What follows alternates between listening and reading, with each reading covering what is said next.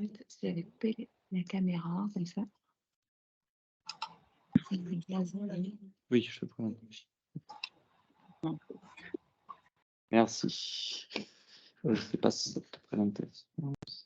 Alors, tac, on va y arriver. Tac, c'est bon. Donc bonjour à toutes et tous. Donc je commençais par me présenter et présenter Florence. On est deux de Météo France aujourd'hui. Donc Florence Weiss qui est référente territoriale pour Languedoc-Roussillon. Donc pour Météo France qui fera une présentation qui suit juste après, plutôt orientée climatologie. Et moi-même, je m'appelle Jean Imbert, je suis chef prévisionniste à l'antenne régionale d'Aix-en-Provence. Donc le sud-est, donc pour tout le sud-est de la France. Alors moi, je vais vous parler plutôt de la vigilance météorologique. Bon, j'imagine que vous connaissez la vigilance. On va revenir un petit peu sur l'histoire de la vigilance, voir un petit peu comment ça a évolué, pourquoi aujourd'hui la vigilance est ce que nous connaissons. Donc il y a un petit historique. Vous montrer un petit peu comment s'organise la prévision à Météo France pour qu'on puisse comprendre un peu comment on fonctionne, comment fonctionne également la vigilance. Et ensuite, je vous montrerai un petit peu les productions qu'on fait au niveau sécurité et l'interface, l'interaction entre les services de Météo France et les différents usagers clients en fonction de la zone sur laquelle on va faire les prévisions, également les productions. Je vous parlerai rapidement de la prévisibilité et des incertitudes. Voilà, la météo reste une science et donc du coup, on fait de notre mieux, mais parfois il y a des petits ratés. Donc on vous montrera qu'il y a des choses qui sont plus ou moins prévisibles et d'autres qui le sont moins. Voilà. Alors n'hésitez pas, peut-être on fera les questions à la fin, ce sera peut-être plus pratique comme on est à distance. Mais voilà, n'hésitez pas, si vous avez des questions, à les noter, j'y répondrai volontiers. Alors, il y a un truc qui n'a pas marché là. Normalement, il y avait quelque chose là, l'histoire de la vigilance. C'est pas ça, normalement, il y a une frise. Oula. C'est peut-être pour ça qu'il faut faire un PDF. Ouais, ça n'a pas bien marché là. C'est de LibreOffice, vous savez ou... C'est du PowerPoint ou c'est du LibreOffice? Enfin. Non, c'est du PowerPoint qu'on a. Ah, d'accord. Moi, c'est du LibreOffice. Mais oui. De toute façon, les présentations, on les mettra à disposition sur notre site internet. C'est des petits. Tu peux le faire en PDF. Au format PDF. On peut le faire en PDF là ou pas? Et non, il faut que tu me le passes. Ouais. Alors, excusez-nous. C'est ce qu'on était en train. On va le mettre en PDF sur le PC à côté. Je vais nous faire ça rapidement. Je vous présente en PDF. On aurait dû le faire. Alors. Tac. Donc. Bureau. Non lecteur. Lecteur. D en bas, s'il te plaît. Ouais. Présentation de Météo France. Tac. Là. Vigilance. Tout en bas. En PDF.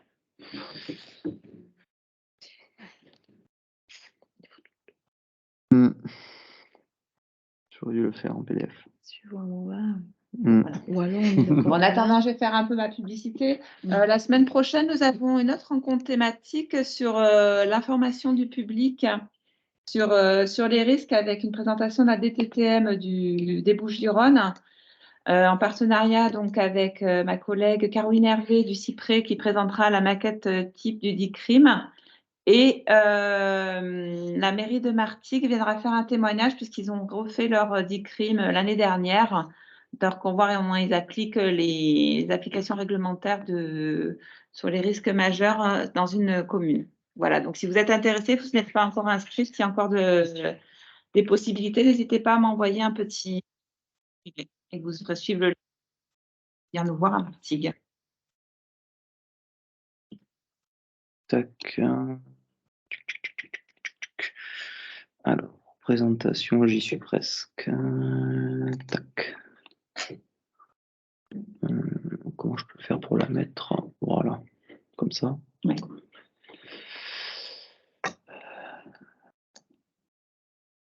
Hop. Hop. Et affichage plein écran. Affichage plein écran. Tac, tac, tac, tac, tac. Voilà. Veuillez m'excuser. Donc, voilà, là, c'est mieux. On voit quelque chose. Alors, bon, c'est un peu petit. Donc, je parlais de l'histoire de la vigilance. Bon, il faut savoir que la vigilance météorologique qu'on connaît aujourd'hui, elle a beaucoup évolué, et notamment depuis les années 2000. Alors évidemment, en fait, ce sont les retours d'expérience sur des catastrophes qui ont permis de faire évoluer l'alerte météorologique. Donc tout commence dans les années 90-92, avec notamment des crues très importantes suite à de fortes pluies sur Vaison-la-Romaine, vous connaissez, sur le bassin de l'Ouvèze, et également dans les Pyrénées-Orientales vers Rennes-les-Bains. Donc des catastrophes qui ont causé voilà, de nombreux dégâts et des personnes malheureusement qui ont perdu la vie. Et donc depuis ces épisodes, il y a eu des décrets, des circulaires qui ont permis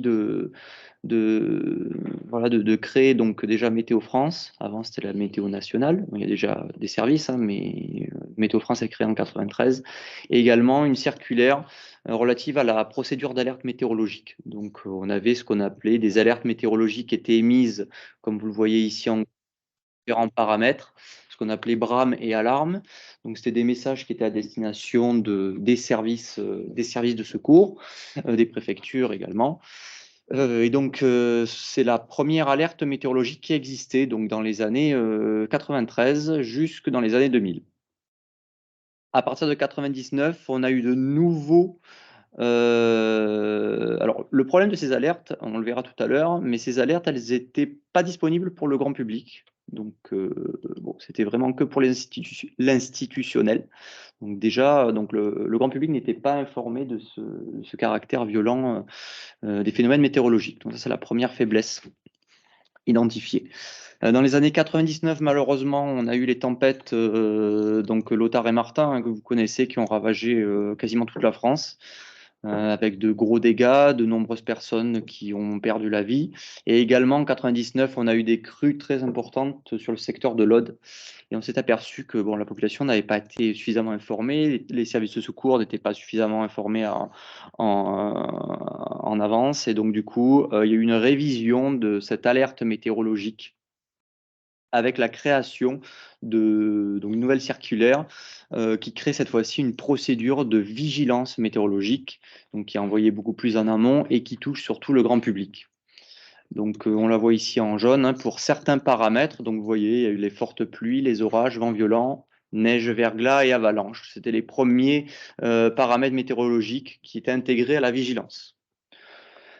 On s'est rendu compte en 2003 avec la canicule qu'il manquait quelque chose sur les températures. Donc la procédure canicule est intégrée à la vigilance à partir de 2004. Donc à chaque fois, hein, c'est ces rétex, ces retours d'expérience qui sont très importants et qui font suite à des catastrophes, voilà, qui permettent de structurer, hein, notre procédure d'alerte. Donc, à partir de 2003, 2004, on a la canicule et également le grand froid en 2005, voilà, qui sont intégrés à la vigilance.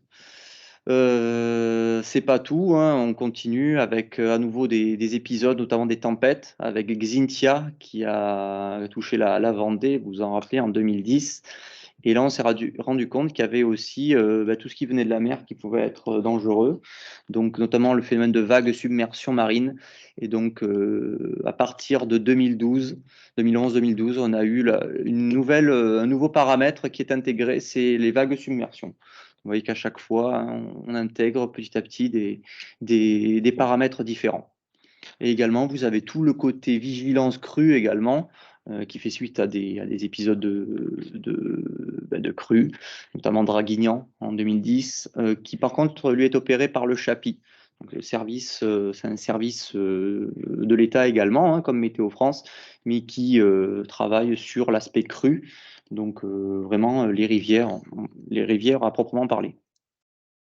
Nous avons la pluie inondation à Météo France. La pluie inondation, donc c'est tout ce qui va être forte précipitation à l'échelle départementale et également qui couvre également les crues, les cours d'eau qui sont non surveillés, parce que vous avez des cours d'eau qui sont surveillés, qui sont gérés par le Chapi et des cours d'eau, des petits cours d'eau souvent qui sont non surveillés, qui sont par contre intégrés dans la vigilance pluie inondation que fait Météo France. Après, c'est transparent pour le grand public ou même l'institutionnel. Vous avez tout sur la carte de vigilance.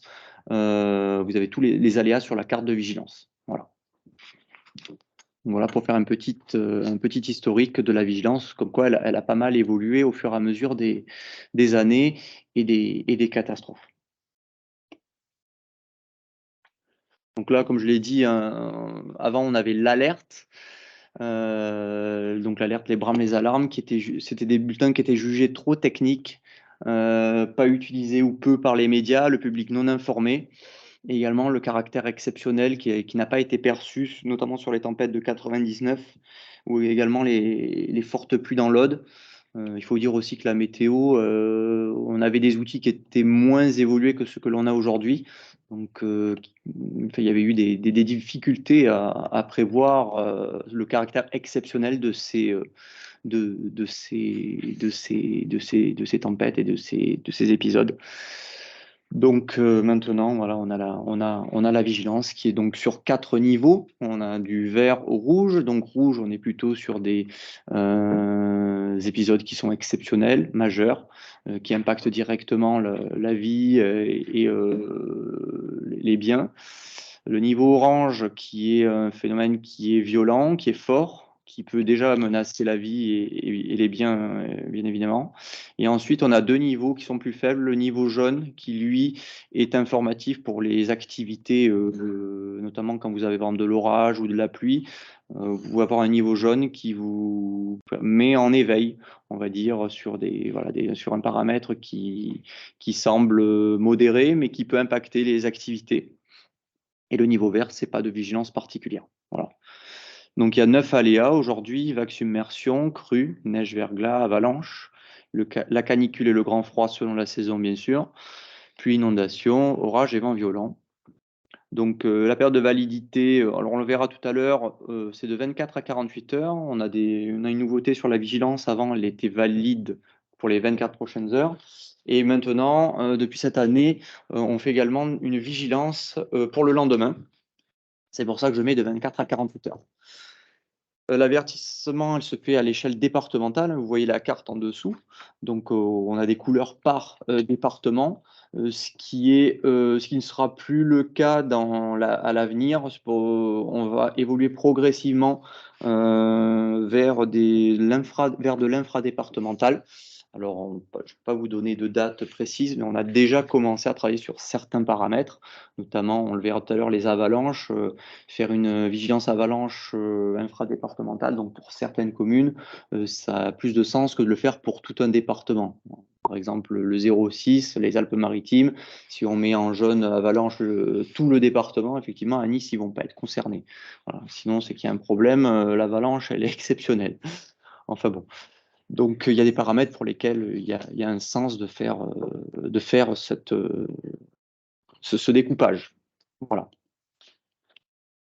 Et donc, la vigilance, on le verra également, ce n'est pas une alerte, c'est-à-dire que c'est une expertise météo qui ensuite est transmise aux autorités. C'est les autorités qui vont mettre les moyens d'alerte, donc d'avertissement, et tous les moyens mis en place pour les secours, et également les arrêtés, etc. C'est le préfet qui décide, ou le maire, etc. etc. Voilà. Donc là, alors la prévision météo, comment on arrive à faire cette vigilance? Alors, à Météo France, on a grosso modo 3 niveaux d'expertise. Vous avez un centre national qui est basé à Toulouse, qui supervise la production des centres régionaux. Les centres régionaux, vous voyez sur la carte en bas à gauche, c'est les points noirs. Vous en avez un par zone de défense, entre guillemets. En fait, on a un découpage qui est à peu près celui des zones de défense, mais pas totalement. Hein. Vous voyez, pour la zone sud, on n'a pas Midi-Pyrénées, Aix-en-Provence, mais on a quand même Languedoc-Roussillon, PACA et Corse. Donc, vous avez un centre interrégional, donc ici, c'est Aix-en-Provence hein, pour PACA, et également donc, le centre de Toulouse qui va superviser l'ensemble de ces centres interrégionaux. C'est le Centre national de prévision de Toulouse avec un chef prévisionniste national qui est responsable de la vigilance et de la coordination de la vigilance à l'échelle de la France. Ensuite, sur le centre interrégional, donc par exemple, d'où on travaille avec Florence, donc nous, on s'occupe d'une région et donc on va adapter le scénario météorologique aux besoins de la région. On va être également en discussion et en interaction avec des moyens qui sont plutôt zonaux, donc notamment les causes, mais également certains préfets, certaines préfectures, ça peut arriver. Et ensuite, vous avez à droite le météorologiste conseil qui lui est également au niveau du centre interrégional, mais qui lui se focalise plutôt sur un département. Donc lui va être beaucoup plus en interaction avec les sites PC, CIRA 7 PC ou également les SDIS. Voilà, c'est vraiment le météorologiste conseil, mais qui est en lien et qui est dans la pièce où se trouve le chef prévisionniste régional. Voilà. Le chef prévisionniste régional va prendre, on va dire, la décision de la vigilance en accord avec le prévisionniste national. Donc, on établit un scénario météorologique, on fait la vigilance, et ensuite l'information est transmise également par le météorologiste conseil. Voilà, il y a toute une organisation de sorte à ce que tout le monde dise la même chose, mais que ce soit adapté, alors soit à la région, soit au client ou à l'usager. Voilà, avec des productions bien sûr qui sont spécifiques en fonction de l'usager ou du client. Donc, c'est très important d'avoir cette interaction. Donc, il y a plusieurs conférences par jour. Et donc, c'est important d'avoir que tout le monde dise la même chose. Alors voilà, pour un petit peu les interlocuteurs privilégiés, donc là, il y a les différents niveaux on va dire, d'intervention et des organisations de secours. Donc au niveau national ou européen, on est plutôt sur, c'est Toulouse qui prend la main côté Météo France, avec notamment pour le COGIC, le chef prévisionniste national. Quand c'est également sur des demandes européennes, c'est pareil, c'est soit le chef prévisionniste national, soit la direction des services météorologiques qui sont basés à Toulouse. Et ensuite, quand on descend, plus on descend, donc à l'échelon zonal, c'est le chef prévisionniste régional qui est au centre interrégional. Et puis plus on descend sur le départemental ou le communal, et plus on est plutôt sur le météorologiste conseil par délégation du chef prévisionniste régional. Donc on a un interlocuteur pour chaque niveau, on va dire, d'intervention et de compétences.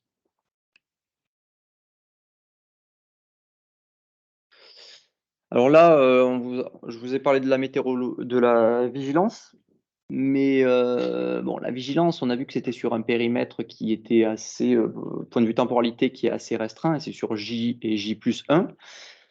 Il faut savoir que quand on fait des prévisions météorologiques, bon, on va affiner évidemment, plus l'échéance se rapproche et plus on va affiner et on va avoir des moyens pour cibler les zones impactées. Donc là, je vous ai fait une petite chronologie où vous avez donc nous, on se trouve à droite, hein, on est vraiment sur l'instant T, là, voilà, on est sur la partie droite. Et si je regarde ce que j'aurais pu prévoir donc pour aujourd'hui, il y a une semaine, voire quelques mois plutôt. Alors on est plutôt sur des prévisions qui sont saisonnières. Donc là, on a des tendances saisonnières. On va plutôt dire si à l'échelle de la région ou du pays, on est plutôt sur des températures plus proches des températures de saison, plus ou moins éloignées, etc. Mais on ne va pas pouvoir en dire plus. L'échéance est trop lointaine. Par contre, quand on va commencer à se rapprocher, donc on est à un délai à une semaine ou voire un peu moins, on va pouvoir avoir d'autres outils qui nous permettent de dire un peu plus précisément s'il y a des phénomènes qui sont potentiellement dangereux qui peuvent arriver. Et pour cela, on a une production qui s'appelle Prévision des phénomènes dangereux, qui est accessible depuis la carte de vigilance météo. Donc, ce n'est pas une vigilance, mais sur ces productions, vous avez donc par région des risques associés aux paramètres. Hein, ça peut être pluie, orage, etc., avec des pourcentages de risques d'avoir un phénomène dangereux. Donc, c'est la prévigilance, on peut dire ça, donc qui court de J-2 à J-7. Ensuite, évidemment, plus on se rapproche de l'échéance, est meilleur dans nos prévisions. On a des outils qui sont plus performants, on a des modèles numériques qui sont plus fins, et donc on va pouvoir commencer à raffiner à l'échelle du département, et donc faire les productions de vigilance à J, J+1, et qui sont à minima mises à jour 2 fois par jour, voilà, à 6 heures et à 16 heures. Légal. Ça peut être plus, évidemment, en cas d'épisodes niveau orange ou rouge, où là, on peut avoir des actualisations qui sont beaucoup plus fréquentes et en fonction de l'évolution de la situation. Puis, une fois qu'on est à l'instant T, on a également du suivi qui se fait. Donc là, on est sur des échéances beaucoup plus courtes, hein, c'est de la minute à 1 heure, voire 3 heures maximum. Et donc là, on est sur de la prévision immédiate. Et donc, vous avez des produits qui existent, que vous connaissez sans doute, qui s'appellent APIC. Donc, ce sont des avertissements liés aux fortes précipitations à l'échelle communale. Et également des vigicrues flash qui vont, eux, travailler. Alors, les APIC, c'est plutôt à l'échelle de la commune, c'est pour les fortes précipitations. Et les vigicrues flash qui sont plutôt orientés crues, donc sur des tronçons qui sont non surveillés. Donc, ces produits, on va le voir tout à l'heure, ils sont automatiques. Mais voilà, ils permettent aussi de faire un suivi de la situation, on va dire, quelques dizaines de minutes, voire 1 heure ou 2. Voilà. Donc, on a des échéances qui sont différentes et qui vont aussi dépendre du phénomène présent. Il y a des phénomènes qui sont plus prévisibles, on va dire, que d'autres. On le verra tout à l'heure sur la prévisibilité. Donc là, je vous ai mis un petit exemple, si vous allez sur le site de la vigilance météorologique, donc qui est accessible à tout le monde, bien sûr. Vous avez une carte résumée de la France avec les différentes couleurs de vigilance. Vous avez également ici des chronologies par paramètre. Et également, par paramètre, vous avez les zones impactées et les couleurs de vigilance associées à chaque paramètre. Donc vous avez une carte pour le jour J et pour le lendemain également.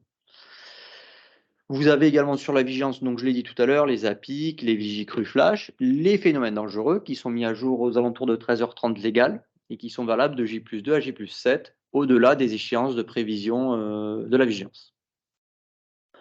Donc, je l'ai dit, hein, depuis cette année, on a des éléments infradépartementaux, donc on raisonne à l'échelle des communes ou des massifs montagneux, notamment pour les avalanches, et également les vagues submersion. Vous avez des tronçons qui sont découpés par département. Et il y a une évolution qui est prévue vers d'autres paramètres prochainement, je pense notamment au vent ou à la neige. Pour l'instant, il n'y a pas de date prédéfinie, mais il y aurait également, on va dire, en infradépartemental, une vigilance pour certains paramètres.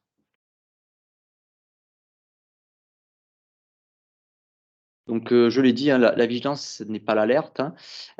Voilà, la vigilance, elle prend en compte l'aléa météorologique et également les enjeux, la vulnérabilité. On a donc des outils pour savoir sur quelle couleur de vigilance on est, qui peuvent être pondérés par notamment des vulnérabilités, des enjeux. Par exemple, des départs en vacances avec de la neige, ça peut être un élément qui abaisse notre niveau sur la neige. Pareil, s'il y a des grandes manifestations en extérieur qui a un coup de vent, là c'est pareil, on peut abaisser les seuils. Donc la vigilance, c'est pas uniquement sur des seuils météorologiques, mais c'est également sur des enjeux de la vulnérabilité.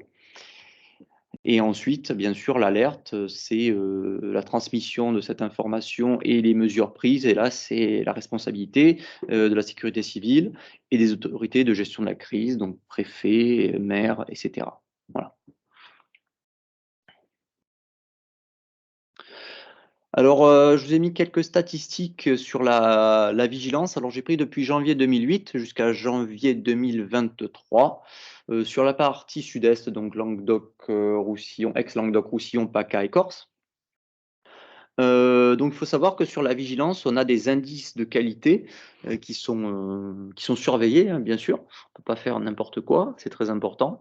Et donc je vous ai mis, donc à gauche sur l'histogramme, vous avez l'anticipation, c'est-à-dire par rapport à l'événement, combien de temps avant on a déclenché la vigilance orange ou rouge. Donc vous voyez que, alors, supérieur à 12 heures, on a quand même 25% des vigilances qui ont été lancées au-delà de 12 heures d'échéance avant, donc ça laisse une très bonne anticipation, hein, même entre 7 heures et 12 heures, donc il y a quand même plus de la moitié des vigilances qui ont été lancées à plus de 7 heures d'échéance d'anticipation, donc c'est un point très positif.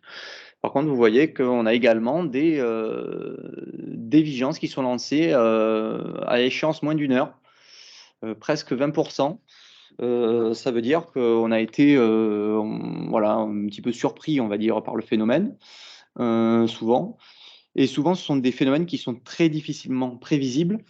Je pense notamment aux orages stationnaires qui donnent de très forts cumuls de pluie.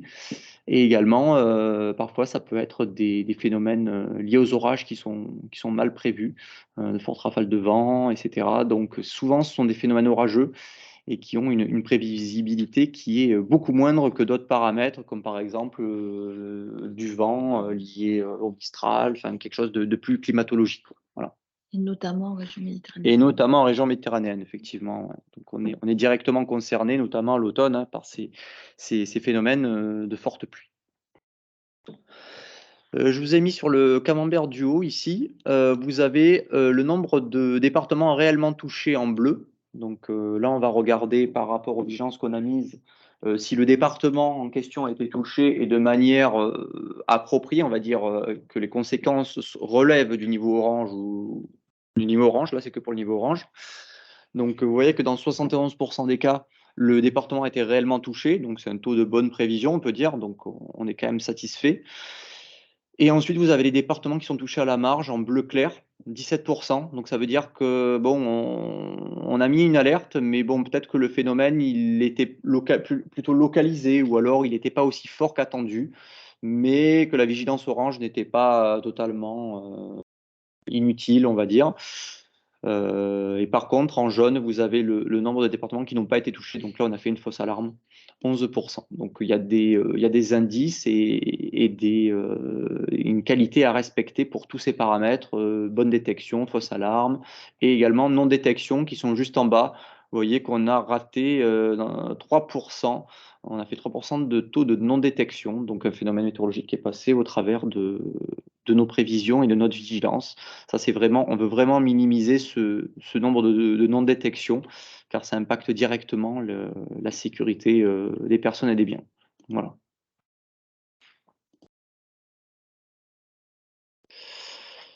Alors là, je reviens maintenant donc sur les APIC Vigicuru Flash. Donc, ce sont des productions qui sont disponibles donc pour le grand public via le site Vigilance, mais également pour tout institutionnel, pour les mairies, etc., pour tout le monde. Et il suffit juste de s'abonner, c'est gratuit sur le site de la Vigilance.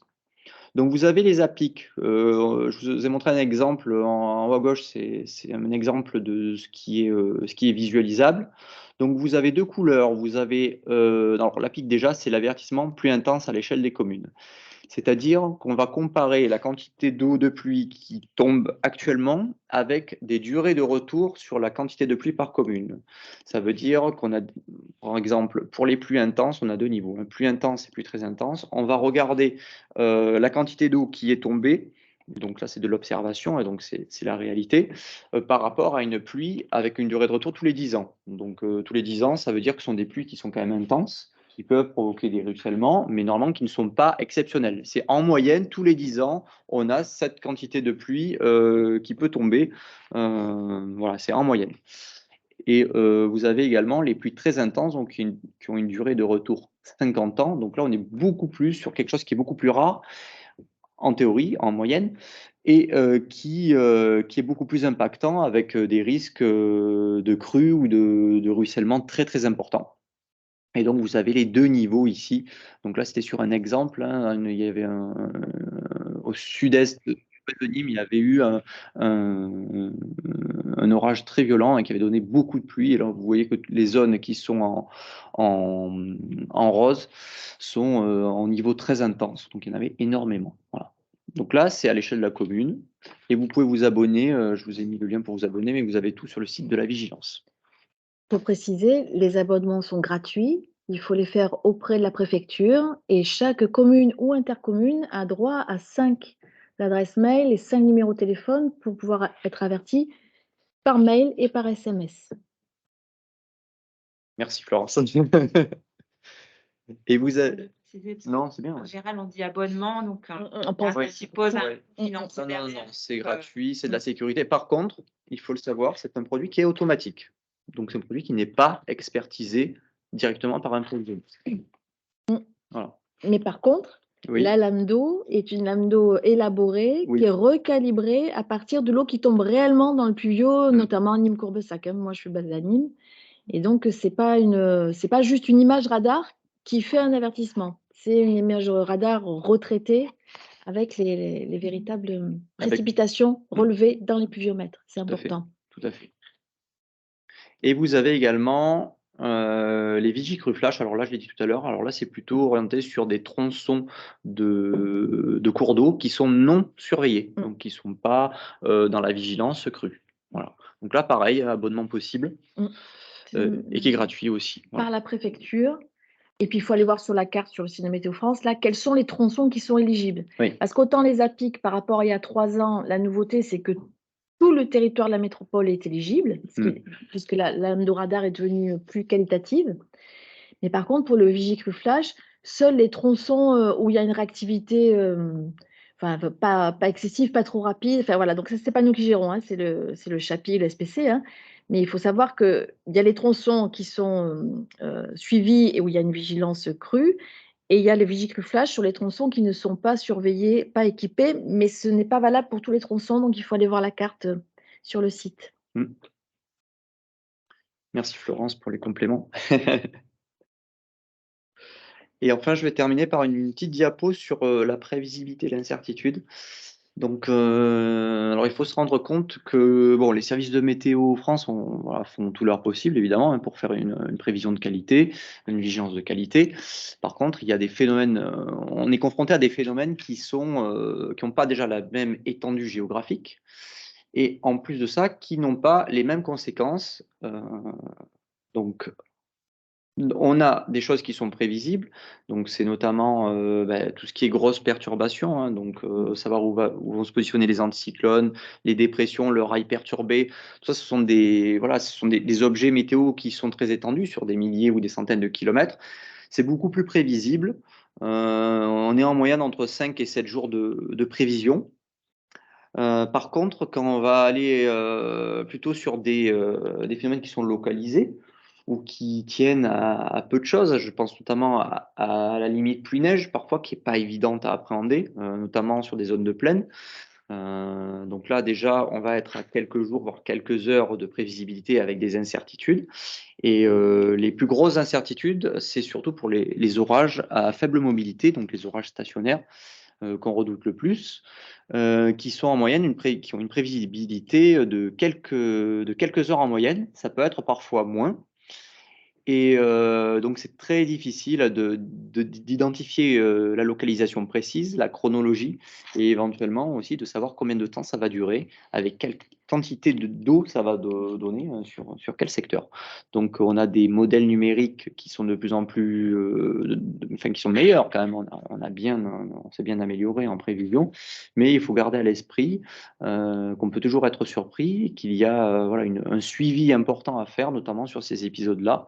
Et notamment, on avait remis le cas de Vallerogue de 2020, donc on se situe sur l'Hérault, ou sur le Gard, pardon, où on a les prévisionnistes, la veille du 19 septembre, on a identifié des conditions qui sont favorables au développement de ces orages, notamment sur l'Hérault. Donc il y a un passage en vigilance orange qui avait été fait sur l'Hérault la veille à 16h. Et puis à 6h du matin, on se rend compte que déjà les orages ont déjà démarré sur l'Hérault et le Gard et la Lozère. Donc on rajoute en orange le Gard et la Lozère. Puis il y a un orage stationnaire qui se met en place vers 9h du matin, 10h du matin sur le secteur de Vallerogue qui est dans le Gard. Et finalement, vu les quantités d'eau qui tombent, on est autour de 100 mm en 1 heure, ce qui est considérable. On passe en vigilance rouge sur le Gard, alors que vous voyez que la veille à 16h, on était en jaune. Voilà. Donc, tout ça pour dire que ça peut aller très vite, mais qu'il y a parfois des incertitudes et qu'il faut aussi pouvoir aborder et transmettre aussi dans nos bulletins de vigilance. Et d'où, pour compléter ce que tu dis, l'importance dans la vigilance, c'est la carte, la chronologie et surtout le bulletin de suivi de vigilance. Parce que le prévisionniste, dès qu'il y a un changement, sur la prévision ou sur l'observation, et ben, les bulletins, ils sont faits régulièrement, toutes les 2-3 heures selon les paramètres. Hein. Quand il y a du Mistral violent, on ne va pas faire un bulletin toutes les 2 heures pour confirmer qu'il y a du Mistral violent, mais sur les cellules orageuses, c'est important de les suivre parce que le bulletin peut être mis à jour toutes les 2 heures pour suivre la situation au plus près. Et ces informations, vous n'allez pas les retrouver sur la carte, vous n'allez pas les retrouver sur le chronogramme qui est en bas de la carte, mais vous allez vraiment le retrouver sur le bulletin de suivi où il y a à la fois les pluies, les observations, les dernières observations et l'évolution dans les heures à venir. Le bulletin de suivi qui est accessible. Alors, pour les institutionnels, vous le recevez par mail, la plupart. Sur la carte de vigilance, il faut que vous sélectionnez l'aléa et ensuite vous avez le bulletin qui est décrit par aléa. C'est dans la nouveauté de la vigilance. Il faut choisir l'aléa, pensez à bien le faire. Et donc, effectivement, vous avez des bulletins qui sont réactualisés, comme le disait Florence, tous les 3 heures à peu près. Si on est en orange, ça peut être moins. Et si on est en rouge, c'est beaucoup moins. Et selon le phénomène, effectivement, si on est sur des orages ou des fortes pluies, souvent c'est réactualisé plus souvent. Pour permettre aussi la compréhension de ce qui se passe et le suivi de ce qui peut arriver également. Et pour les départements méditerranéens, notamment, où ça peut aller très vite, comme l'a dit Jean, le fait de passer en vigilance quand ce n'est pas été forcément prévu la veille, hein, ça peut se passer assez rapidement, on l'a vu dans le Gard récemment. Et donc, dans certains départements, vous êtes avertis par les préfectures. Et dans d'autres départements, enfin, selon les départements, en tous les cas, il y a une chose qui marche vraiment très bien, c'est la notification. Sur l'application de Météo France sur les téléphones portables, on peut être notifié à la vigilance des départements qu'on choisit et on peut être aussi notifié à la vigilance du département où on est géolocalisé. Et en fait, moi, je le fais sur les 5 départements du Languedoc-Roussillon dont je m'occupe. Et on est instantanément, quelques minutes après l'émission du bulletin, on n'a pas besoin d'être à l'écoute des médias ou même avant l'audiophone de la préfecture. On est instantanément averti qu'il y a une vigilance qui a été émise pour votre département. Et tout le monde peut s'abonner sur le site de Météo France. Sur l'application. Sur l'application, pardon. Sur l'application. C'est une notification. Tout le monde peut s'abonner. Voilà. Donc, n'hésitez pas. Donc, j'ai fini la présentation. Merci Florence pour les compléments. Merci de m'avoir écouté jusqu'au bout. Je vous laisse les contacts. Si vous, alors déjà, je vais répondre. Bien sûr. Et je vous laisse également des contacts. Le premier, donc direction prévision Sud-Est, c'est pour des questions qui sont relatives essentiellement à tous les produits qui peuvent exister ou des demandes spécifiques que vous avez. Je vous ai mis également mon mail si vous avez des questions plus tard sur le diapo, essentiellement sur la présentation. Mais bon, si vous avez d'autres questions, vous pouvez aussi me l'envoyer. Et également, on est sur Météo France et sur Twitter. Donc voilà, vous avez un Twitter Météo France et également Vigilance Météo France et également Météo France Sud-Est, donc Aix-en-Provence qui fait des tweets sur la situation, sur la climatologie, etc. Donc pour ceux qui veulent s'abonner, c'est possible aussi de le faire. Voilà. Merci bien. Je vais répondre à vos questions s'il y en a. Je vous laisserai ouvrir les micros, on n'est pas très nombreux, donc je vois que Monsieur Berthelot, excusez-moi. Oui, bonjour. Bonjour, Jordan Berthelot, je suis chargé de mission risque majeur à Bordeaux Métropole. Merci pour cette présentation. J'avais une question effectivement sur les annonces qui avaient été faites par le gouvernement sur la création d'une météo des forêts. A priori, ça avait été annoncé l'année dernière, il me semble en fin d'année dernière. Je voulais savoir ce qu'il en était, si c'était toujours d'actualité et si éventuellement ce serait effectif et si pour cette année et s'il y aurait une vigilance du coup sur le risque feu de forêt qui serait proposé par Météo France. Alors pour l'instant, il y a une communication qui va être faite dans les toutes prochaines semaines ou mois par Météo France. Donc le travail est en cours voilà. en fait. Ouais. Donc on peut pas vraiment. Ça sera fait pour cet été. Mais sous quelle forme, dans quelles conditions, pour quel département, il y a une communication qui sera faite dans les prochains jours. D'accord, ok, merci. Je vous en prie.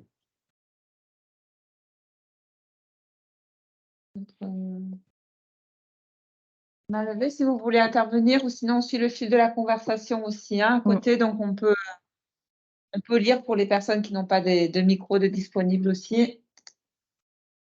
Après, aussi pour compléter la présentation de Jean, sur le site de Météo France, chaque année, il y a la publication d'un rapport sur la vigilance qui est très intéressant puisqu'on voit l'évolution, les nouveautés, et vous avez les statistiques, les loupés, enfin toutes les statistiques sur votre département et par paramètre.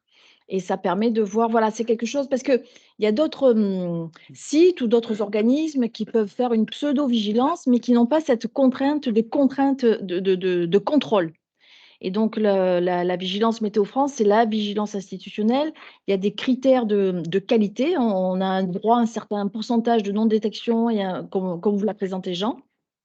Et chaque année, il y a un rapport annuel et qui met à plat les vigilances qui ont été faites et toutes les statistiques. Et voilà, donc c'est public, hein, c'est sur le site de Météo France et chaque année, il y a un bilan de ces vigilances.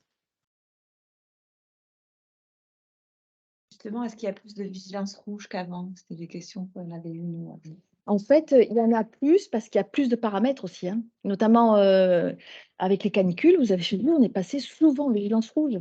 Donc forcément, statistiquement, depuis l'ouverture du système de la vigilance, comme on a augmenté le nombre d'épisodes, de paramètres, il y a plus de vigilance rouge. Et après, donc c'est peut-être la question qu'on va aborder tout à l'heure avec le changement climatique. Donc il est évident, on sait maintenant qu'avec le changement climatique, il y a des phénomènes météorologiques qui vont être de plus en plus violents, de plus en plus fréquents. Mais on n'a pas de chiffres sur les statistiques de vigilance, puisque la vigilance a toujours évolué. Voilà. En termes de canicule, il n'y a pas photo. On en a de plus en plus. Presque chaque année. Hein, Sur les autres paramètres, c'est moins flagrant. Notamment, on dit qu'on aura, sur les épisodes méditerranéens, en fait, il y a sur les projections climatiques, et dans le passé, on voit surtout une augmentation de l'intensité des précipitations dans les phénomènes méditerranéens. Mais en termes de fréquence, c'est pas si marqué que ça. Donc, du coup, en termes d'épisodes, il n'y a pas une franche augmentation, mais il y a des épisodes où on a des cumuls max plus importants que les années précédentes. Après, je ne sais pas s'il y a d'autres questions pour les participants. Oui, j'aimerais juste faire un commentaire sur les. Je suis Aline Bonavita, je travaille à l'ARS PACA et sur l'ARS de zone de défense sud. Et donc, on reçoit tous les jours, effectivement, les vigilances météo qu'on suit de près, qu'on communique en fait aux délégations départementales et qui relaient aux établissements de santé et aux établissements médico-sociaux. Et c'est vrai que la remarque qu'on s'est faite l'année dernière concernant la multiplication des alertes canicules, c'est le risque de banalisation, en fait. Enfin, le fait que ce soit répété et assez répété dans le temps et de manière assez rapprochée, on craint que ça soit banalisé, en fait, que du coup les alertes passent, soient plus prises au sérieux et qu'on passe à côté de quelque chose, en fait, quoi. En fait, c'est évident, hein, qu'avec le changement climatique, on va avoir des situations de plus en plus. Alors, vous savez qu'on a des seuils de vigilance canicule par département qui ont été pour la plupart déterminés en collaboration avec l'ARS et avec le taux de mortalité des personnes hospitalisées lors des épisodes de canicule, hein. C'est ce qui s'est fait après la canicule de 2003. Et là, il y a un travail qui est en cours sur la réévaluation des seuils départementaux. Donc, ce n'est pas encore abouti, hein. Mais effectivement, la question, c'est l'acclimatation aussi. C'est-à-dire que peut-être qu'une canicule comme 2003, vu les dispositifs qui ont été pris, la salle de fraîcheur dans les établissements pour les personnes âgées, effectivement, les canicules ont peut-être moins d'impact sanitaire qu'avant parce qu'on a une adaptation. Mais donc, il y a un travail qui est en cours sur les seuils. Merci. Peut-être que tu en sais plus sur ce travail. Non, je n'ai pas eu de retour dessus. Non. Encore.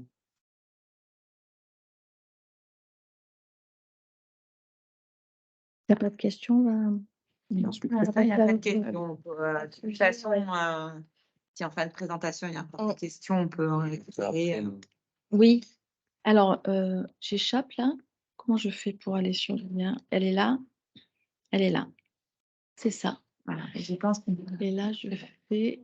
Et affichage en plein écran. Mais alors, je n'arrive pas à aller là-haut. Je ne sais pas comment vous faites. C'est la souris.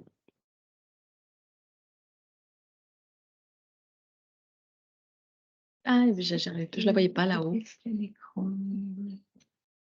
Voilà. Voilà. Donc, en fait, l'objectif de la présentation, c'est pas tant de vous parler du changement climatique, mais on va en parler avec les quelques diapositives. Mais c'était plus pour vous parler des outils qui sont mis à disposition des différentes collectivités, entreprises, notamment le nouvel outil qui est Climadiag Commune, mais je vous dirai 2 mots aussi d'autres outils qui sont disponibles. Et donc, tous ces outils sont accessibles sur la page d'accueil de Météo France et dans l'encart climat. Et vous verrez qu'il y a maintenant 4 outils qui sont quand même assez intéressants, et notamment le tout nouvel outil Climadiag Commune qui est destiné aux communes, mais que je trouve est très pertinent et très pédagogique pour l'ensemble du public, pas forcément les communes. Alors, voilà. Donc, l'adaptation au changement climatique est une nécessité absolue. Hein. Donc, maintenant, il n'y a pas photo, il n'y a plus beaucoup de climato-sceptiques. Hein. Maintenant, on rencontre plus des personnes qui sont sceptiques par rapport à l'impact de l'homme ou au fait qu'on puisse faire changer les choses. Mais le fait que le climat évolue très rapidement et plus rapidement qu'il n'a jamais évolué, c'est ça qui est important. Parce qu'on a eu des ères glaciaires, des ères plus chaudes, hein, mais là, ça va beaucoup plus vite. Que ce réchauffement climatique et ces changements climatiques est directement lié à la quantité de gaz à effet de serre qui sont envoyés dans l'atmosphère et qui se cumulent au fil des décennies et des siècles, que ces gaz à effet de serre sont la plupart liés aux énergies fossiles, hein, pétrole, charbon et gaz, hein, puisque la vapeur d'eau est un gaz à effet de serre, hein, mais ce n'est pas l'augmentation de la vapeur d'eau qui fait un problème, c'est vraiment l'augmentation des gaz à effet de serre qui sont issus des énergies fossiles. Et donc, au-delà de ce qu'on peut faire pour limiter cette évolution climatique, l'idée de ce site, c'est plutôt de se préparer aux conséquences locales du changement climatique. Donc, la première illustration, en haut, je vous ai mis la température moyenne annuelle en Provence-Alpes-Côte d'Azur depuis 1970 et jusqu'à l'échéance, jusqu'à la fin du siècle, hein, jusqu'à 2100. Donc, ce type de graphique qui est vraiment très bien fait, puisqu'il y a à la fois un volet temps passé et un volet temps futur à l'échelle de la métropole, des régions, mais aussi de certaines villes, nous permet de voir. Donc ici, vous avez les bâtons bleus, les bâtons rouges, c'est la température moyenne de l'année sur la PACA. Dans le passé, jusqu'à 2021, malheureusement, on n'a pas 2022 parce que vous verrez que 2022 dépasse largement tout ce qu'on a pu voir sur les 10 dernières années. Et les 3 rubans qu'on voit, c'est l'évolution de cette température annuelle moyennée à l'échelle de la région PACA, selon 3 scénarios qui sont présentés sur le site Climat HD. Donc, je vous ai mis la source là-haut.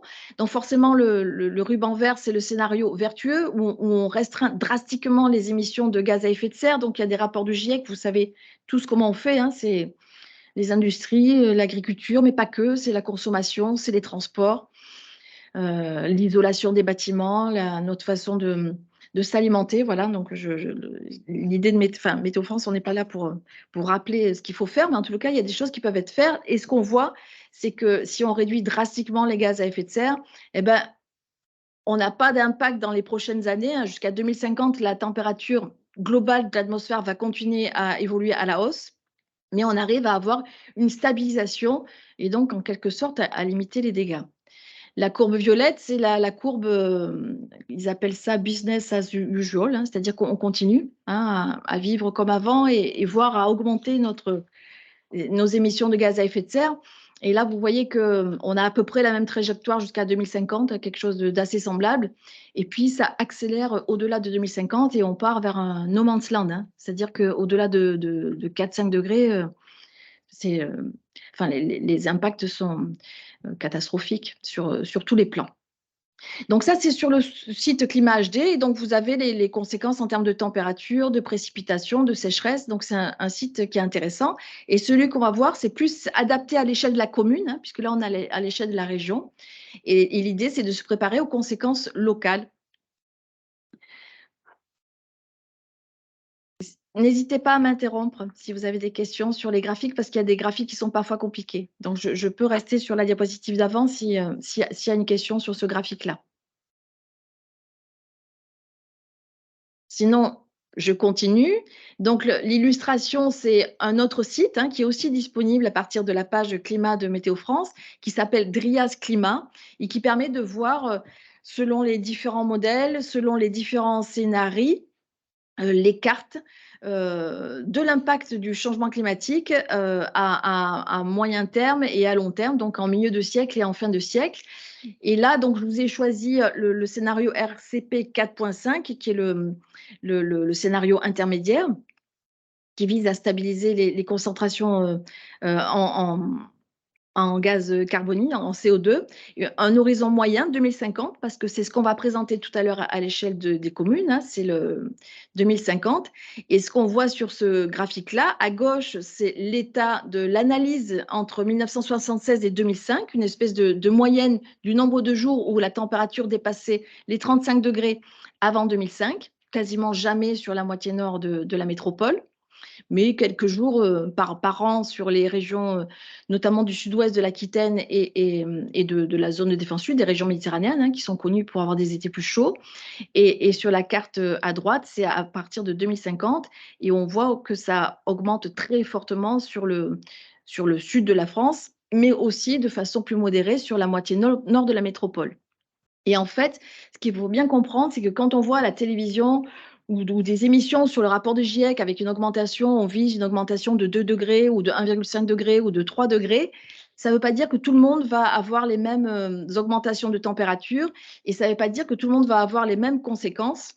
Et le changement climatique, il est global, il va concerner l'ensemble du globe, l'ensemble de l'atmosphère, l'ensemble des populations, mais avec des conséquences diverses selon les régions. On sait que l'Europe va être fortement impactée. Au sein de l'Europe, on sait que les régions méditerranéennes sont hotspot, c'est-à-dire qu'on va être aussi plus impacté par le réchauffement climatique. On voit sur les précipitations des choses un petit peu divergentes. Pas l'été, où l'été, on voit qu'il y a des précipitations en nette baisse sur l'ensemble du territoire, mais sur l'hiver, on a des précipitations qui sont plutôt en augmentation au nord de la Loire, alors qu'elles restent plutôt stables ou légèrement déficitaires au sud de la Loire. Donc, on voit que selon les régions, montagne, pas montagne, près de la mer, pas près de la mer, les conséquences vont être différentes, et c'est le but de ce site-là, Climadia Commune, c'est vraiment de montrer à l'échelle de la commune comment va être impacté et quelles seront les conséquences. Donc, Climadia Commune, c'est un site gratuit qui, à partir des projections climatiques globales, permet de voir une analyse locale de ces projections climatiques. L'idée, c'est d'aider les politiques publiques et éclairer le choix des acteurs économiques dans leur démarche d'adaptation et dans leurs activités.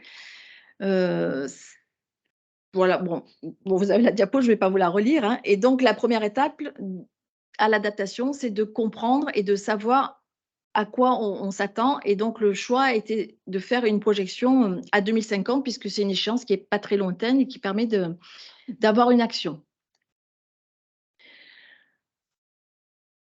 Donc, l'idée, c'est de rentrer sur le site, on va y venir, votre commune ou votre intercommune. On peut rentrer les deux. Donc, Martigues, je ne sais pas si on dépense, c'est Marseille maintenant, c'est Marseille Métropole. Martigues ou pas? C'est la métropole, oui. C'est ça. Ouais, avant, quand j'habitais à Martigues, ça n'y était pas encore. Oui. Voilà, donc on peut rentrer ou Martigues, ou Marseille, ou la métropole. Une projection à 2050 avec la dispersion des modèles qui a été synthétisée avec une fourchette de 3 niveaux. On va voir ça ensemble. Quelque chose qui est accessible simplement, qui peut être consulté en ligne, voire qui peut être consulté sur son téléphone portable. Et on peut avoir accès à une synthèse en PDF qu'on peut ensuite imprimer. Donc là, c'est la page d'accueil de Climadiac Commune. Hein. Il faut rentrer sur le site de météofrance.com, aller ici sous l'onglet Climat, et là, vous aurez les différents outils que je vous ai montrés tout à l'heure, là, Climat HD et Drias. Et puis, et vous avez aussi accès à Climadiac Commune. Vous rentrez le nom de votre commune. Donc, si vous rentrez les premières lettres, il y a une présentation, enfin une proposition de différentes communes et qu'il va falloir cliquer pour choisir. Et pourquoi ça ne marche pas? Je n'arrive pas, parce que j'ai dû faire quelque chose avec la souris. Avec la flèche, peut-être, ça marche. Alors, la flèche. hop, hop. Ah, ça y est, il y a une erreur. OK. Alors, attendez, j'essaie avec les flèches. Hop. Il y a le PDF, il y a quelque chose, on verra.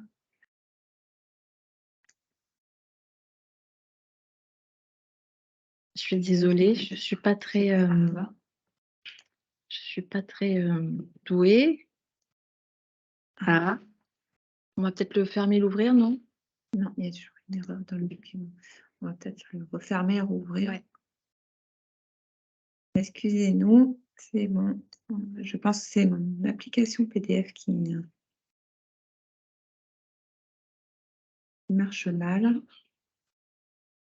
On est compressé, je ne sais pas quoi.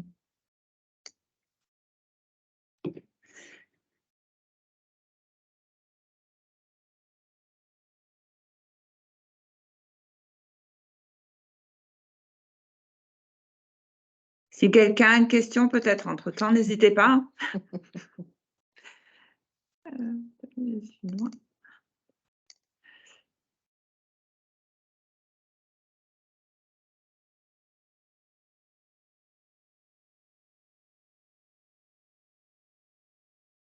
Peut-être le laisser comme ça et. Vous savez à combien vous en étiez Non, mais on va le passer vite là. Et il va juste le repasser. Il faut que je repartage l'écran. Je pense que le partage d'écran s'est arrêté. Hein. C'est bon, ça marche? Ah bon, ça s'est partagé tout de suite. Bon, c'est impeccable. Hop. Voilà.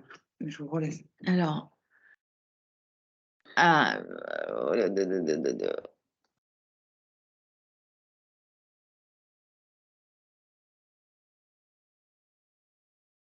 C'est pas en plein écran. On peut le mettre en plein En écran. affichage. Affichage.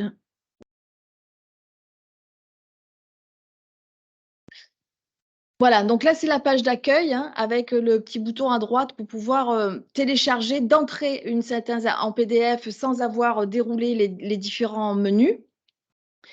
On peut cliquer soit ici, soit sur le télécharger la synthèse ici. On a une explication sur l'infographie, sur la façon dont on va lire les figures. Et à droite, vous pouvez cliquer ou décliquer les paramètres qui vont plus ou moins vous intéresser. On va regarder ça ensuite. La lecture des infographies, pour chaque paramètre ou pour chaque impact, on va avoir en gris la valeur de la référence qui est la moyenne sur votre commune sur la période 1976-2005. Et puis, on va avoir à droite 3 bulles avec en orange la valeur médiane parce qu'il faut bien comprendre que tout ça est fait avec du multimodèle. Hein. C'est fait avec beaucoup de modèles et selon les différents scénarios. Donc, la bulle orange, c'est la valeur médiane. Et puis, on a la valeur haute en rouge et la valeur basse en jaune, qui sont les bornes qui correspondent à des déciles, c'est-à-dire c'est une confiance à 90% ou à 10% de ce paramètre. Donc, une fois qu'on a choisi sa commune, alors j'avais choisi Martigues parce qu'on a Martigues, hein, mais vous pouvez faire vous pouvez aller voir pour votre commune. Hein. On a la caractéristique de la commune, son altitude minimum, maximum. Je pense que c'est ici le maximum. Hein. On doit être au niveau du cyprès, on est sur le point le plus haut à 187 mètres. Et puis, il y a les risques naturels qui sont identifiés de retrait-gonflement des argiles, d'inondation, de submersion et de feux de forêt. Autre enjeu identifié, sensibilité possible au phénomène d'îlot de chaleur urbain qui n'est pas proposé dans le Climadiac commune. On peut ensuite naviguer à droite et sélectionner des indicateurs de base hein, qui sont proposés à toutes les communes et ensuite aller chercher des indicateurs complémentaires d'impact liés à l'agriculture, aux feux de forêt, à différents items. Et donc là, on commence à regarder les différents indicateurs. Donc les premiers indicateurs, c'est les indicateurs climat, avec assez classiquement la température moyenne, le nombre de jours de gel, c'est pas là que se situe le problème, le cumul de précipitations et le nombre de jours avec des précipitations. Donc ici, pour Martigues, c'est décliné en saison, c'est la température moyenne par saison. En fait, c'est pas forcément intuitif de comprendre ce que veut dire cette différence de température moyenne sur une saison. Mais néanmoins, si on prend l'été, on voit que sur la période de référence, on était à 23,5 et qu'à horizon 2050, donc je rappelle par rapport au premier graphique tout à l'heure, 2050, c'est là où tout peut basculer. Soit on a fait des efforts qui vont bien et on peut limiter les conséquences, enfin en tous les cas, elles restent plafonnées, soit on part vers une terra incognita du changement climatique. Et donc, à horizon 2050, où on avait peu de dispersion selon les différents modèles, on a quand même 2 degrés, puisqu'on passe de 23,5 à 25,4 degrés en moyenne sur l'été. En fait, sur le changement climatique, ces modèles climatiques sont issus de DRIAS 2020, issus des modèles d'avant 2020. Et vous avez probablement vu cet été des articles, notamment dans Le Monde, qui mettaient en avant des nouvelles études qui montraient que les projections qui étaient présentées en termes de température étaient déjà dépassées et qu'on allait visiblement être un petit peu au-dessus de ces projections. C'est pour ça que pour tout ce qui est température, nombre de jours chauds qu'on va voir tout à l'heure, je pense que la projection, elle est plus entre la médiane et la valeur haute sur le terme sur les indicateurs liés à la température. Pour tout ce qui est précipitation ou autre, il faut être plus prudent, mais en termes de température, j'en ai discuté avec les chercheurs, c'est pour ça que je me permets de le dire, puisque je ne suis pas spécialiste, mais on s'est posé la question, et en termes de température, il faut plutôt viser entre la médiane et la valeur haute.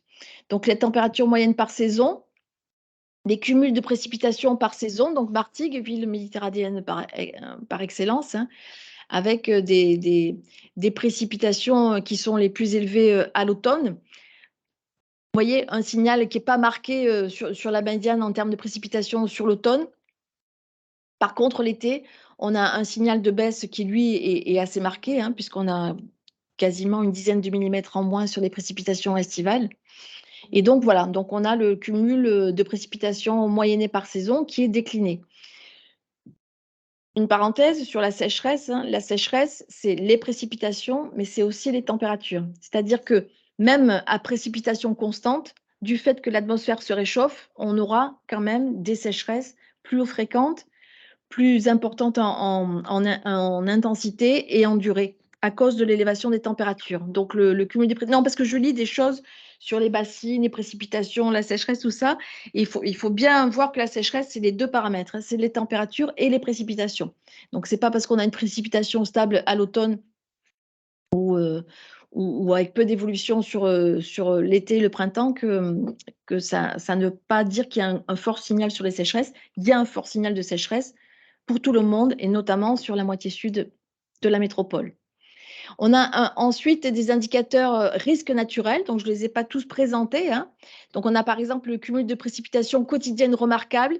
Donc ça paraît ridicule pour une ville méditerranéenne, mais en fait c'est le percentile qui a été choisi à l'échelle de Martigues. Et forcément les épisodes méditerranéens, ils ne tombent pas pile poil sur Martigues chaque année. Ça peut être un coup Aix, un coup Marseille. Et du coup la valeur la plus forte qui est retrouvée un jour sur 100, elle est de l'ordre de 24 millimètres. Et là aussi, on n'a pas une évolution marquée sur la médiane, mais une évolution sensible sur le maximum. On a aussi donc Martigues qui est en bord de mer, donc forcément, on n'a pas cet indicateur pour toutes les communes, l'évolution du niveau moyen de la mer en centimètres. Et là, je pense que cet indicateur est très marquant puisque la médiane, c'est 20 cm et 20 cm à horizon 2050, c'est pas anodin. Donc, ça ne veut pas juste dire qu'on a juste 20 cm en moyenne, c'est ça que ça veut dire, mais ça veut dire que sur les épisodes méditerranéens, avec une forte houle de sud-est, avec des pressions très basses et de fortes précipitations, on peut avoir des surcotes beaucoup plus importantes que ce qu'on a eu par le passé. Dans les indicateurs de risque naturel, on retrouve aussi le risque feu de végétation hein, sur les communes qui sont bordées par des garrigues ou par des forêts. Donc cet indicateur, il est basé à partir de l'indice canadien et en gros, c'est le nombre de jours où cet indice dépasse un seuil qui a été déterminé et qui est représentatif. Et quand on regarde, parce que Jean est prévisionniste feu de forêt et moi je l'ai été longtemps là, et donc c'est représentatif de ce qu'on a eu dans le passé. Donc en gros, on a 1 mois et demi dans les régions méditerranéennes, notamment les Bouches-du-Rhône où il y a beaucoup de Mistral, où on a un danger feu de végétation qui est important. Et en lien avec la hausse des températures, la hausse de la sécheresse, on a un risque, un nombre de jours qui devient nettement plus important à horizon 2050.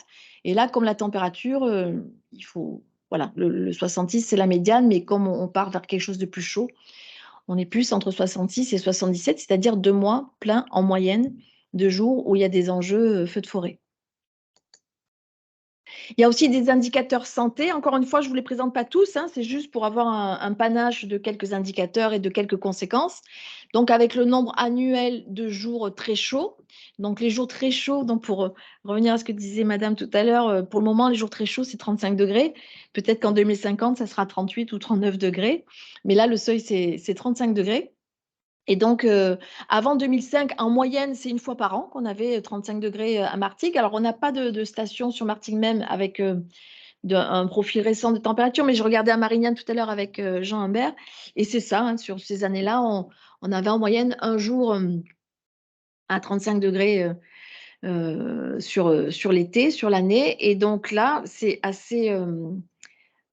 très marqué. C'est très marqué, c'est-à-dire qu'à horizon 2050, en médiane, c'est 7 jours, c'est 7 fois plus.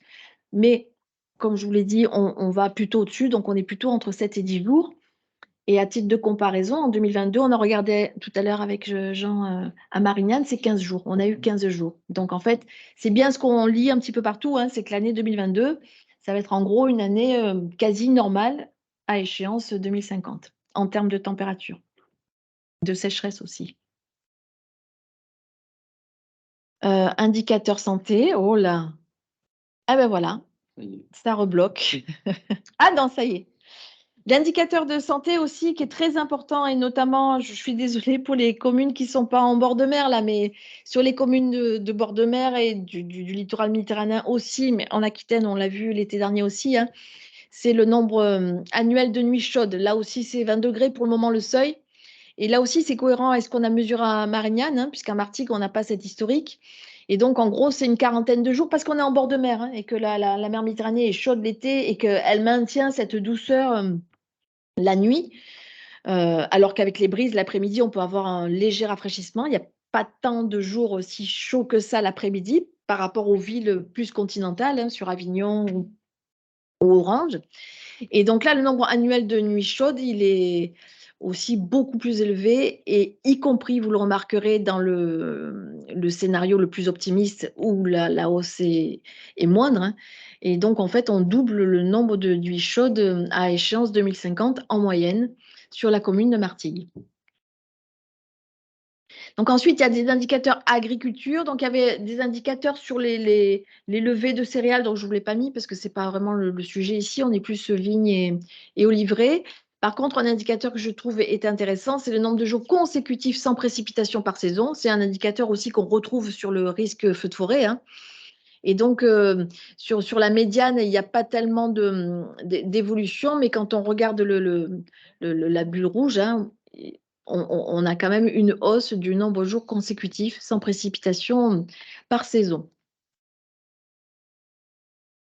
Alors, il y a aussi un indicateur tourisme qui est le nombre annuel de jours estivaux. Donc, le nombre de jours estivaux, c'est le nombre de jours où la température maximale dépasse les 25 degrés. Si je peux me permettre, il faut enlever à cet indicateur le nombre de jours caniculaires où on dépasse les 35 degrés, puisque quand on dépasse les 38-39 degrés, les touristes ne sont plus vraiment dans la rue. En tous les cas, le nombre de jours où on dépasse les 25 degrés est en très forte augmentation aussi, avec la médiane, la valeur haute et la valeur basse qui dépassent largement les 120, alors qu'on était en dessous de 100 sur la période de référence. Donc après, vous pouvez cliquer ou décliquer les paramètres qui vous intéressent pour pouvoir télécharger une synthèse au format PDF. Donc c'est ici l'exemplaire du document qui est issu de cette étude, enfin de cette étude automatique, hein, automatique mais sur toutes les communes. Vous pouvez consulter de la même façon sur votre téléphone portable. Et dans les perspectives, le chef du projet là, note qu'on est à l'écoute des retours des utilisateurs via les différents canaux. Hein, donc, Jean a donné les adresses mail. Là. Donc, vous pouvez faire remonter vos desiderata, vos critiques, et on sera toujours à l'écoute pour faire évoluer cet outil. Il y a d'autres spécifications des développements qui sont prévus pour l'automne. Une extension à l'outre-mer. La Réunion est à l'étude, hein, puisque là, on parle de métropole pour le moment.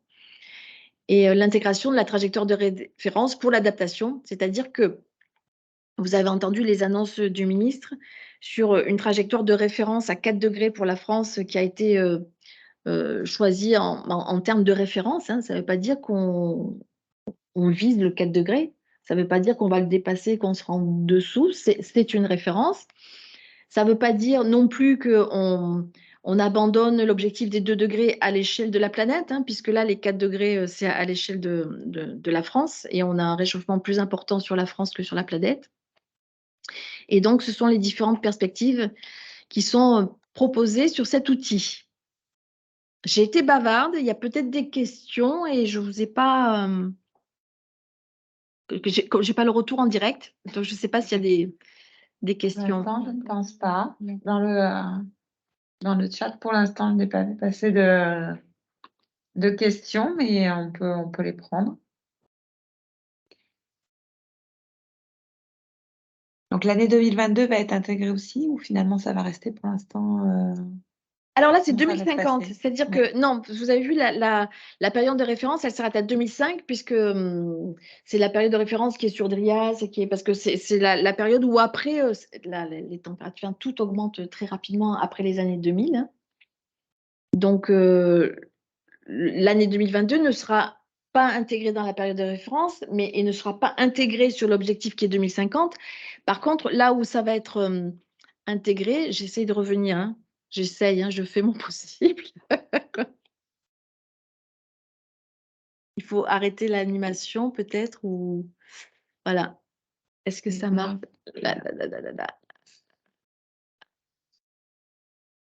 Voilà. Par contre, l'année 2022, elle sera intégrée. Alors, je ne sais pas trop quand, si c'est au printemps ou à l'automne. Là, sur ce site Climat HD, qui est vraiment très bien, je vous incite à aller le voir pour ceux qui ne connaissent pas, notamment sur le.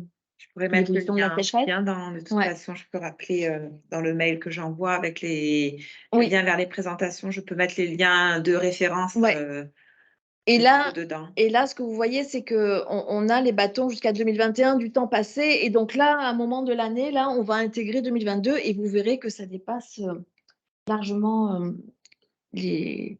En fait, ça fait 10 années hein, qu'on a des années largement au-dessus de la normale à l'échelle de la région PACA. Si, après, je ne sais pas à quelle heure il est, on peut aller le voir, le site. Hein, il est vraiment très bien fait aussi. Je peux vous le montrer. Sinon, s'il y a des entreprises parmi vous, parmi les personnes à distance, là. Il y en a qui sont partis en cours de. Mais bon, présentez-le quand même. Mais sachez qu'il y a aussi il y a le pendant de Climadiac Commune qui a été développé pour les entreprises avec, et qui combine à la fois la météosensibilité des différentes fonctions aux productions de l'entreprise et les tendances d'évolution. Donc, je ne sais pas, par exemple, si vous vendez des glaces, eh ben, le fait qu'il fasse plus chaud, ça va être plutôt positif pour vous. À l'inverse, voilà, vous voyez, enfin, je schématise, je caricature, mais c'est ça, c'est à la fois de rentrer la sensibilité, les fonctions de l'entreprise et les aléas climatiques sur votre commune. Et vous allez avoir un diagnostic pour les entreprises. C'est aussi un outil qui est gratuit, qui est disponible et qui permet de sortir des documents en PDF. Je ne suis pas vraiment pas. Moi, ma spécialité, c'est vraiment les institutionnels. Et donc, je ne suis pas très à l'aise avec cet outil que je ne connais pas, mais sachez qu'il existe pour les entreprises selon les activités, la localisation de l'entreprise. Donc, on peut aller voir Climat HD si ça vous intéresse. Oui? Alors, Oui, attendez. bien. Voilà, ça sera plus. Donc, on va aller sur Météo France. Par contre, il faudra partager l'écran. Faut que tu le glisses. On va se mettre direct. Mettez-vous déjà sur Météo France et je partagerai l'écran ensuite. Alors, il y a Météo France Actualité.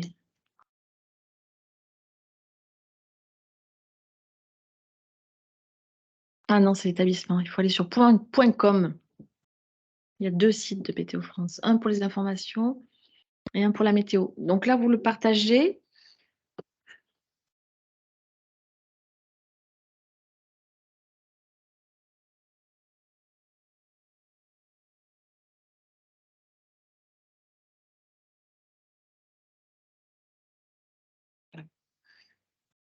Je vais le mettre sur.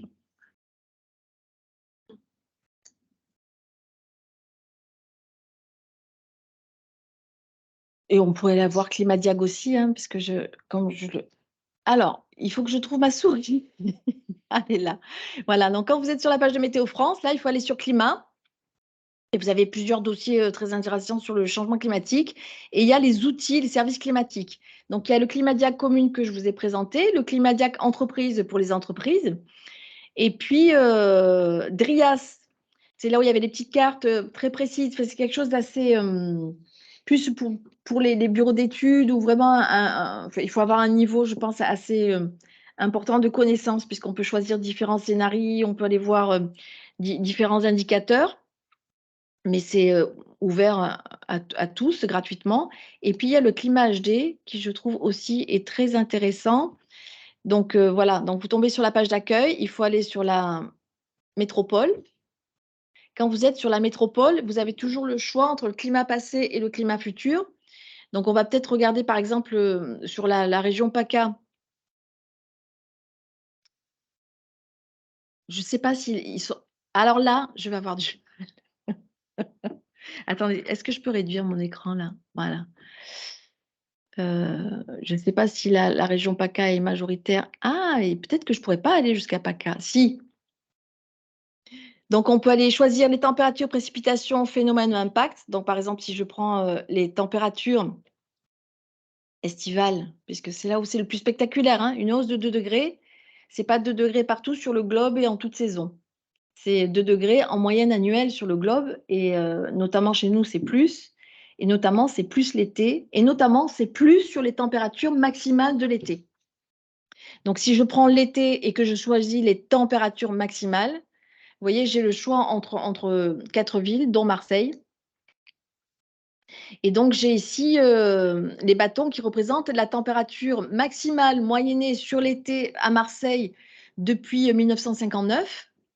Et donc, avec des bâtons rouges depuis les années 80, hein, on voit que ça augmente fortement depuis les années 80 partout. On voit l'année 2003 qui sort du lot.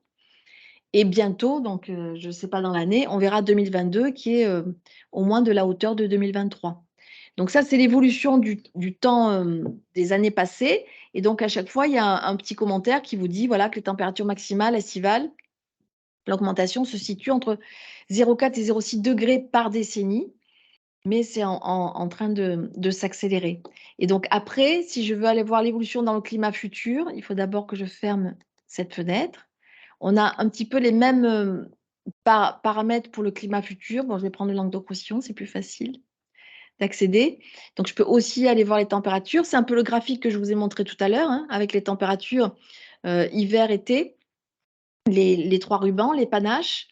Mais là, on n'a pas par ville, hein, on a à l'échelle du Languedoc-Roussillon. Et c'est pour ça que ça se complète avec Climadiag commune, pour voir après à l'échelle de votre commune, selon si vous êtes en bord de mer, si vous êtes en moyenne montagne, on n'a pas les mêmes impacts.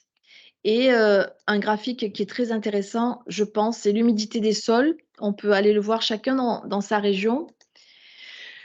Vous avez la courbe orange qui montre la moyenne de l'indicateur d'humidité des sols superficiels. selon les saisons. Donc ici, janvier, février, où les sols sont les plus humides. Et puis la période d'étiage, juillet, août, où les sols sont le plus secs. Ils passent sous le seuil de sol humide, ici. Vous avez en bleu les records d'humidité des années passées, en marron les records secs. Et puis en vert, on a la projection 2020-2050 et au-delà de 2050 en violet. Et donc, ce qu'on voit sur la région Languedoc-Roussillon et on le voit sur la région PACA, c'est pareil, hein, c'est qu'on voit qu'on a un assèchement des sols non négligeable en toute saison. En toute saison, c'est ça qui est important.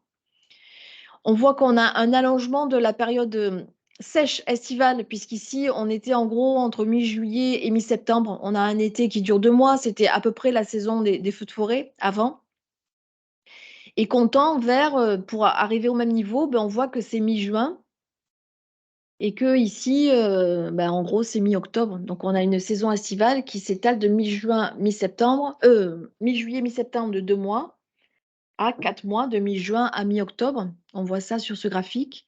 Et ce qu'on voit aussi, et c'est à ça qu'il faut penser dans les jours qui viennent, hein, c'est que la moyenne de la sécheresse des sols l'été, en projection dans les années à venir, mais ça sera le cas cette année, et c'était le cas l'année dernière, dans la région Languedoc dont je m'occupe, et dans de nombreuses régions, c'est que le niveau médian, le niveau moyen de la sécheresse des sols, l'été, eh ben, ce sera le niveau record des sécheresses que nous avons connues dans les années passées, donc 76 pour le nord de la métropole, 2003 chez nous, ou 89-90.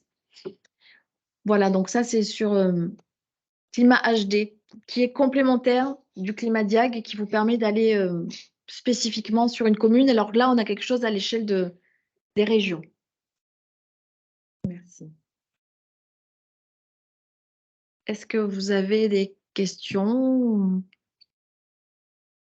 Et donc, à l'échelle de l'année dernière, pour les vigilances, vu qu'on a vu que les températures ont augmenté, il y a plus eu de vigilance canicule. Je pense que vigilance inondation peut-être un petit peu moins ou pas, ou ça a été équilibré par rapport aux autres années? On n'a pas eu de gros épisodes. Hein. De quoi? D'inondation, on en a pas eu Inondations, on en beaucoup, a eu 3. Trois gros. On en a eu beaucoup, hein. C'est pas énorme, on a quand Dans même eu du rouge. c'est l'Occitanie qui a été Ouais. Entre Nîmes et Montpellier, Ouais. on n'a pas eu les PO, on a eu l'Est Languedoc. Mm. Et en termes de canicule, on a eu 3 vagues, hein. Ouais. Une en fin juin.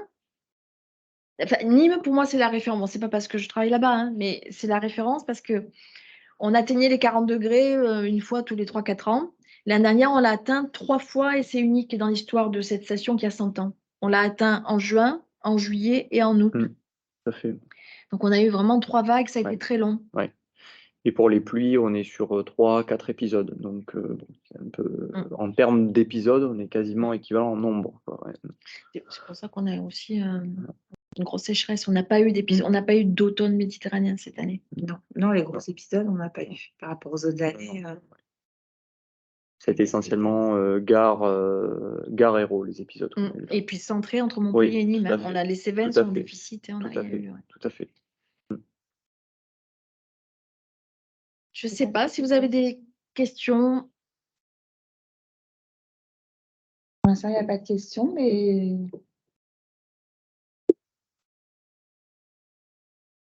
je peux prendre des questions si vous avez, ou si les gens, on prend sur le fil hein, de la conversation, on suit. Hein. On peut communiquer des questions si vous n'avez pas de micro à disposition.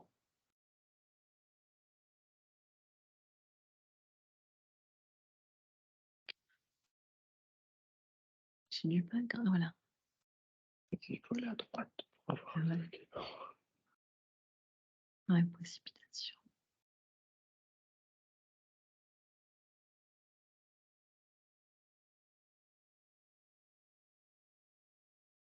Voilà.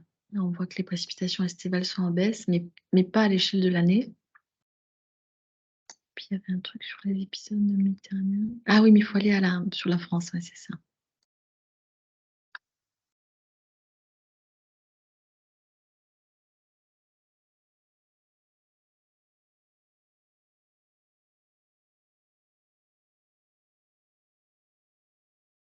C'est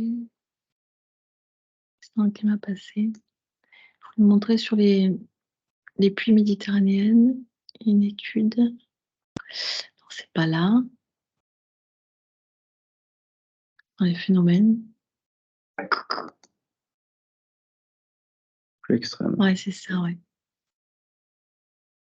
Ça, c'est climat passé. Voilà, donc sur les pluies extrêmes dans le. Bon, il y a vraiment des choses intéressantes. Alors, ça, c'est sur les stations du pourtour méditerranéen, où on voit en termes de fréquence,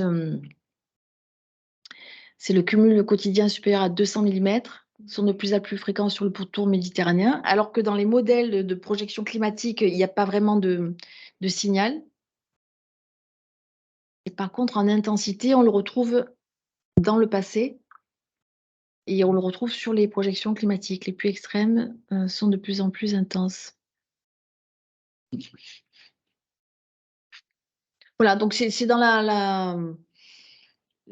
l'onglet climat du site de Météo France, et vous avez DRIAS pour l'eau, hein, avec des projections sur les débits de cours d'eau et sur l'humidité des sols, et qui est vraiment très, très intéressant. Assez expert, je pense, hein, pour aller étudier le climat commune entreprise et le climat HD, qui donne un bon aperçu de l'évolution à l'échelle des régions, dans le passé et dans le futur. D'accord. Merci. Écoutez, c'est très intéressant et aussi préoccupant pour l'avenir. Oui, oui, c'est pour ça qu'il faut. Prendre des mesures rapidement. On essaie de faire dans nos communes. Aussi préparer rapidement. Oui.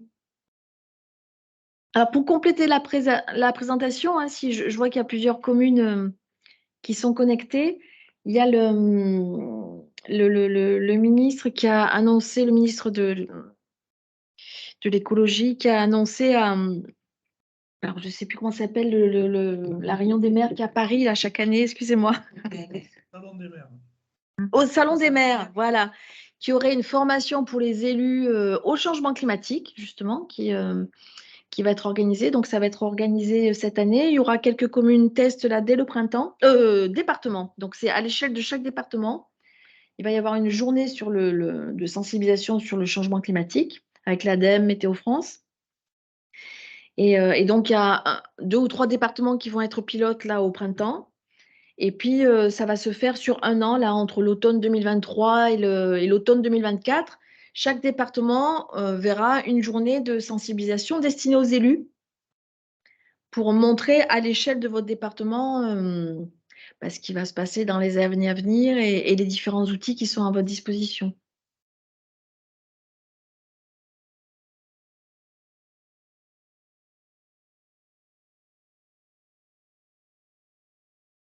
Voilà. Merci. Écoutez, merci. Une très bonne présentation. Très bien. Oui, pas de questions, mais merci beaucoup pour cette présentation et c'est très, très éclairant. Merci. Merci pour votre attention. Et puis peut-être un autre jour sur d'autres Oui. sujets Avec concernant plaisir. Météo France. Avec plaisir. On avait fait il y a quelques années, c'était Vigicru, justement. On avait fait Vigilance et Vigicru. On avait présenté déjà à PIC il y a quelques années. J'étais encore sur l'Arbois. Donc, vous venez assez régulièrement parce qu'il y a des sujets. Donc, il n'y a pas de. Bon, ben voilà, avec plaisir. Élodie, vous nous envoyez les documents, les présentations? Oui, comme d'habitude, je peux faire suivre les 2 présentations. Et les petits liens utiles aussi en plus, il n'y a pas de souci, je les mettrai aussi, il n'y a pas de souci. Parfait, Merci. bien. Merci. Moi, je suis preneuse de la date de la semaine prochaine pour voir si on verra si on peut participer, si c'est adapté à ce que l'on réalise. Merci. C'est vos collègues de la DDTM qui présentent. Donc, voilà. Si vous n'êtes pas inscrit, il n'y a pas de souci. En réponse au mail avec les présentations, vous pouvez me dire que vous êtes intéressé, comme ça je vous ferai suivre les liens. Voilà. Parfait, merci. Merci. Vous nous l'envoyez par mail, tout? Au revoir. Au revoir. Au revoir.